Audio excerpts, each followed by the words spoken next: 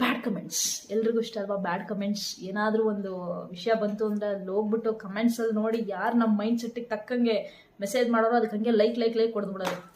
Welcome bad comments. ಈ bad comments ಮಾಡೋರಿಗೆ ನೋಡಿ, ಪ್ರತಿಯೊಬ್ಬರು ಅಷ್ಟೇ, ಅವರಮ್ಮ, ಅವರಕ್ಕ, ಅವನ ಹೆಂಡತಿ, ಅವನ ಮಗಳು, ಇವ್ರು 4 ಜನ ಪತಿವ್ರತೆದಿರ್ ಥರ ಕಾಣೋದು.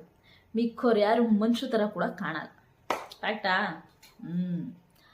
ಅವನು ಅಮ್ಮ ಅಕ್ಕ ಅಂದ್ಬಿಟ್ಟ ಅಂತ ನಾವೇನಾದರೂ ಅಮ್ಮ ಅಕ್ಕ ಅಂದ್ಬಿಟ್ರೆ ಎಷ್ಟು ಪರ್ಸ್ನಲಾಗಿ ಅಫ್ರೆಂಡ್ ಆಗ್ಬಿಡ್ತಾರೆ ಅಂದರೆ ಚೆನ್ನಾಗಿರುತ್ತೆ. ಅದು ಆ್ಯಕ್ಚುಲಿ ಚೆನ್ನಾಗಿರುತ್ತೆ.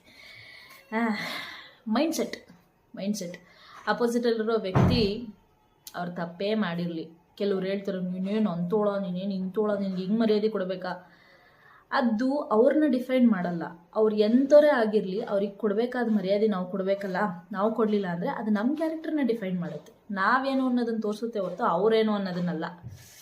ಸೊ ನಿನಗೆ ಆ ವರ್ಡ್ ಬಗ್ಗೆ ಆಗಲಿ, ಅಂತಿರೋ ವಿಷಯ ಆಗಲಿ, ಅದು ಯಾವುದೂ ನಿನ್ಗೆ ಸೆನ್ಸಿಬಲ್ ಅಲ್ಲ. ಯಾಕಂದರೆ ನೀನು ಹಂದಿಗೆ ಕೊಳಚೆ ನೀರು ಏನೂ ಅನಿಸಲ್ಲ,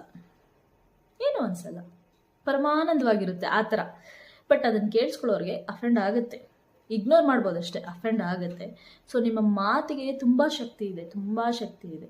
ಒಬ್ಬರನ್ನ ಉದ್ಧಾರ ಮಾಡೋ, ಒಬ್ಬರನ್ನ ಹಾಳು ಮಾಡೋ 2 ಶಕ್ತಿನೂ ಇದೆ. ದಯವಿಟ್ಟು ಅದನ್ನು ಒಳ್ಳೇದಕ್ಕೆ ಬಳಸ್ಕೊಳ್ಳಿ. ನೀವು ಸೂ ಅಂದಿದ ತಕ್ಷಣ ಯಾರು ಸೂ ಆಗ್ಬಿಡಲ್ಲ, ನೀವು ಥೂ ಅಂದಿದ ತಕ್ಷಣ ಯಾರಾದರೂ ಥೂ ಆಗ್ಬಿಡಲ್ಲ, ಏನೂ ಆಗಲ್ಲ. ಅದು ನಿಮ್ಮ ಮಾತು, ನಿಮ್ಮ ಒಪಿನಿಯನ್ನು, ನಿಮ್ಮ ತಲೆಯಲ್ಲಿ ಏನಿದೆ ಗಲೀಜು ಅದಷ್ಟೇ. ಅದನ್ನು ದಾಟಿ ನಿಮ್ಮ ಕೈಲಿ ಇನ್ನೇನು ಮಾಡೋಕ್ಕಾಗಲ್ಲ. ಆದಷ್ಟು ಒಳ್ಳೇದು ಮಾತಾಡಿ. ಯಾಕೆ ಎಷ್ಟು ದಿನ ಇರ್ತೀರಾ? ಇನ್ನೇನು ಸಾವಿಲ್ಲೋ ಅಲ್ಲೋ ಅಂತ ಇರುತ್ತೆ. 4 ಜನಕ್ಕೆ ಒಳ್ಳೇದು ಮಾಡಿ, ಒಳ್ಳೇದು ಮಾತಾಡಿ. ಆಗಿಲ್ಲ ಅಂದರೆ 3 ಮುಚ್ಕೊಂಡಿರಿ ಸಾಕು.